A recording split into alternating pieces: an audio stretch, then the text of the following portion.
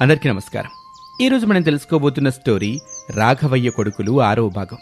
క్రితం ఎపిసోడ్లో కోడలి రూపంలో వచ్చిన కామరూప మోహిని తల్లిని రమేష్ వెంటబెట్టుకొని రావటంతో ఇంటి పనులు చేస్తున్న భార్యని చూసి రమేష్ తల్లి మీద కోప్పడతాడు.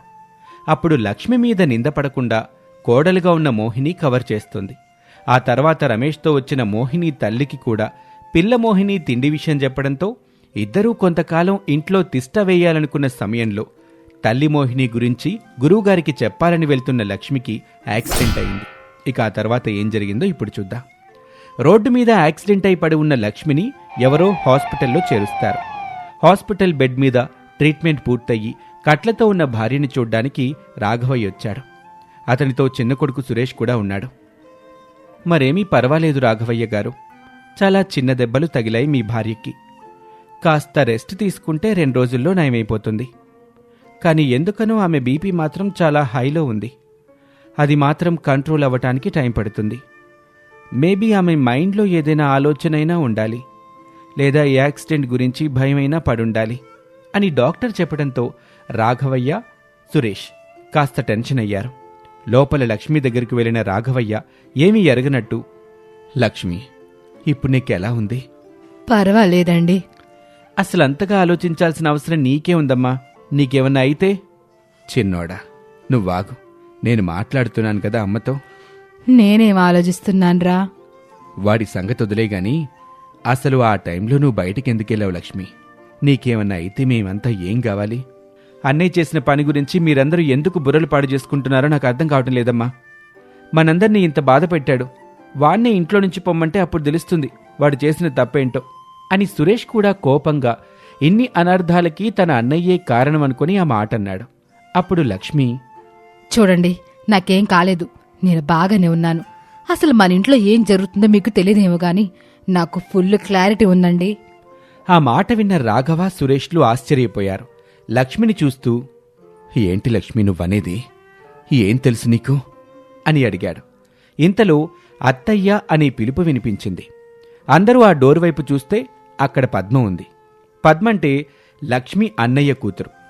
రేపో మాపో ఆ ఇంటికి కాబోయే చిన్న కోడలు కూడా. ఎప్పుడో నిశ్చయమైపోయిన కోడలు తను. ఈమె చాలా తెలివైంది. బెంగళూరులో హోటల్ మేనేజ్మెంట్ చదువుకుంటూ ఇలా అప్పుడప్పుడు సెలవులకి ఇంటికొచ్చిపోతూ ఉంటుంది. అలా వచ్చినప్పుడు తన మేనత్త ఇంటికి వస్తుంది. ఇప్పుడు తన మేనత్త లక్ష్మి హాస్పిటల్లో ఉన్న టైంలో వచ్చింది. అందుకే ఆమెను చూసిపోవడానికని వచ్చి, ఎలా ఉంది అత్త ఇప్పుడు నీకు? అయినా మీరిద్దరు కొడుకులుండి అత్తిని అలా ఎలా ఒంటరిగా బయటికి పంపుతారు బావా? సరేలే, మీ బావకి తర్వాత భయం చెప్దు గాని నువ్వెప్పుడొచ్చావే? నీకెలా తెలిసింది నా విషయం? నేనే చెప్పానమ్మా. దాని చదువు అయ్యేవారికి దాంతో మాట్లాడొద్దన్నాను కదరా నిన్ను. మళ్ళీ ఫోన్స్లో మాట్లాడుకుంటున్నారా? ఏం వేదవేషాలు వేద్దాం అనుకుంటున్నారా? సరేలే, ఇప్పుడు వాళ్ళ సంగతి వదిలే లక్ష్మి, నువ్వు రెస్ట్ తీసుకో అని చెప్పి అందరూ బయటకు వెళ్ళిపోబోతుంటే, అమ్మా పద్మ, నువ్వు ఆగవే, నీతో కాస్త మాట్లాడాలి. అమ్మ ఆగమంది కదా అని ఓ వసపెట్టెల అమ్మ బుర్ర తినే మాకు. కాస్త జాగ్రత్తగా చూసుకో. చిన్నోడా నువ్వు మూసుకొని బయటికి పదా అని అనటంతో వాళ్ళిద్దరూ బయటకు వెళ్లారు. తన మేనత్త ఆపటంతో పద్మ ఆగింది. అలా తన మేనకోడలు కాబోయే చిన్న కోడలితో తమ ఇంట్లో జరిగిన విషయాలన్నీ చెప్పింది. అది విన్న పద్మ, మొత్తం మ్యాటర్ నాకిప్పుడు అర్థమైందత్తా. ఇక ఆ కామరూప మోహిని లాట కట్టించడంలో నేను నీకు తోడుంటాను.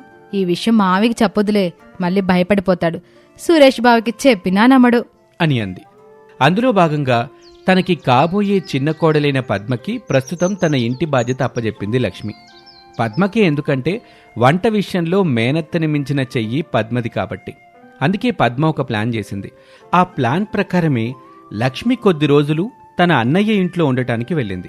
పద్మ మాత్రం తన మామయ్య రాఘవ, భావ సురేష్లతో కలిసి ఇంటికెళ్ళింది. అక్కడ పెద్ద కోడలిగా ఉన్న కామరూప మోహినిని చూసి ఏమీ తెలియనట్టు నటిస్తూ, ఈవిడెవరు మావయ్య? మీ తోటి కోళ్ళమ్మా, మీ రమేష్ బావ భార్య. అవునా, చాలా బాగుంది. బావది ఇంత మంచి టేస్ట్ అనుకోలేదు అని పొగిడినా పడలేదు. ఎందుకంటే పొగడ్తలకి పడిపోవడానికి మోహిని మనిషి కాదు కాబట్టి. సరే మావయ్య, నాకు బాగా ఆకలిగా ఉంది, వంటింట్లోకి వెళ్ళి ఏవైనా చేసుకుని తింటాను అని అనటంతో అప్పటి వరకు తిండి విషయంగా దిగులుగా ఉన్న ఆ మోహినీలిద్దరికీ ప్రాణం లేచొచ్చినట్టయింది. వెంటనే పెద్ద కోడలిగా ఉన్న కామరూప మోహిని మాటందుకొని రా చెల్లి, వంటగది నేను చూపిస్తాను అని అంది. అప్పుడు పద్మ బాలే దానివక్క, ఇల్లు నాకు తెలియందా ఏంటి అని తోటి కోడలిద్దరూ వంటగదిలోకి వెళ్లారు. మోహిని ఆకలితో ఎదురు చూస్తూ ఉండగా పద్మ తన అత్తగారు చెప్పిన ప్రకారం పెద్ద పెద్ద డేక్షాలు పెట్టి వంట మొదలుపెట్టింది. కాసేపటికి కుమాయించే వాసన వస్తూ ఉండడంతో ఆ మోహినీలిద్దరూ అక్కడే గోతికాడ నక్కల్లా కాపుగాసుకొని కూర్చున్నారు.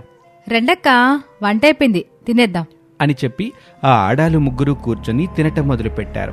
ఇక అదే సందు దొరికిందని కరువెత్తినట్టు ఆ తల్లి మోహిని పిల్ల మోహిని ఇద్దరూ ఆవురావురుమని తినేస్తున్నారు. ఆ తిండి తింటున్నప్పుడు వాళ్ళు తమ యథార్థ రూపంలో పద్మకి కనిపిస్తున్నారు. ఎందుకంటే ఆమెకు విషయం తెలుసు కనుక. అనుకోకుండా అటువైపు వచ్చిన సురేష్కి మాత్రం వాళ్ళు మనుషుల్లాగానే కనిపించారు. కాని అక్కడ జరుగుతుందంతా చూసిన అతను, ఏంటి వీళ్ళ ప్రవర్తన ఇంత విచిత్రంగా ఉంది అని అనుకుని అక్కడి నుంచి వెళ్ళిపోయాడు. ఇక సాయంత్రం అయింది. సురేష్ పద్మని ఒక చోటికి తీసుకెళ్లి, నిజం చెప్పు పద్మ, అసలు మన ఇంట్లో ఏం జరుగుతుంది? వాళ్ళెవరు? ఎందుకిలా చేస్తున్నారు? అమ్మకేదో విషయం తెలుసనిపిస్తుంది. అసలు ఏం జరిగింది అని ప్రశ్నల మీద ప్రశ్నలు అడగటంతో పద్మ ఆ కామరూప మోహినిల కథ చెప్పటం మొదలుపెట్టింది.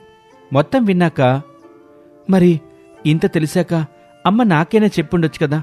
ఇదంతా సరే, మరి అమ్మకి జరిగిన యాక్సిడెంట్ నిజంగానే యాక్సిడెంటల్గా జరిగిందా, లేదా అది కూడా వీళ్ళ పనేనా అనే అనుమానం వచ్చింది సురేష్కి. మరోవైపు తమ గదిలో ఉన్న తల్లి పిల్ల మోహినీలిద్దరూ, మనల్ని వీళ్ళు చాలా తక్కువ అంచనా వేస్తున్నారే, ఇంకా ఇలాగే ఊరుకుంటే మనల్ని చిన్న పిల్లల్ని కూడా చేసి ఆడిస్తారు. అవును, అందుకే కదా ప్రాణం పోకుండా ఆ లక్ష్మికి యాక్సిడెంట్ అయ్యేలా అరేంజ్మెంట్ చేశాం. అది హాస్పిటల్లో పడాక మన పని పూర్తి చేద్దాం అనుకుంటే ఈ పద్మ వచ్చింది. దీని సంగతి కూడా చూడాలి. దాని గురించి అంత ఆలోచన ఎందుకు? ఇప్పటి వరకు మనుషుల్లా మనం బుర్రని వాడుతూ వచ్చాం. ఇప్పుడు మనలో ఉన్న శక్తుల్ని వాడి ఈ పద్మని పక్కన వాడేసి మనం వచ్చిన పని పూర్తి చేసుకుని పోదాం అని పద్మ మీద ఏదో మంత్రప్రయోగం చేసింది. కాని అక్కడ పద్మ మీద ఆ మంత్రం పనిచేయలేదు. ఇదేంటి, నా మంత్రం దాని మీద పనిచేయట్లేదు? సరే, ఇప్పుడు ఊరుకో, కాసేపటికైనా ఇంటికి వస్తుంది కదా, అప్పుడు చూద్దాం దాని సంగతి ఏంటో. లక్ష్మి తెలివిగా ఆ కామరూప మోహినిలతో ఆడుతున్నాను అనుకున్న ఆట విషయం వాటికి తెలిసిపోవటంతో లక్ష్మి ప్రమాదం నుండి తప్పించుకొని పుట్టింటికి చేరింది. కాని పద్మ ప్రమాదంలో పడింది. అత్తగారు చెప్పిన మాట ప్రకారం ఆ మోహినీల శక్తిని, ఆ ఇంట్లోకొచ్చిన అవసరాన్ని తక్కువ అంచనా వేసిన పద్మ ఎలాంటి ప్రమాదంలో పడబోతుంది? తన అన్నయ్య ఎందుకలా అయిపోయాడో తెలియనంతవరకు బాధపడ్డా, ఇప్పుడు తన ఇంట్లో జరుగుతున్నది తెలిసాక సురేష్ ఏదైనా చేయగలుగుతాడా? కనీసం పద్మనైనా ప్రమాదం నుంచి కాపాడగలడా? అసలు ఈ కామరూప మోహినీలు రాఘవయ్య కుటుంబాన్నే ఎందుకెంచుకున్నాయి? ఇవన్నీ తెలియాలంటే మరో ఎపిసోడ్ వరకు ఆగక తప్పదు. ఇది వాల్టి కథ. మరొక ఆసక్తికర కథలో మళ్ళీ కలుద్దాం. అంతవరకు సెలవు, నమస్తే.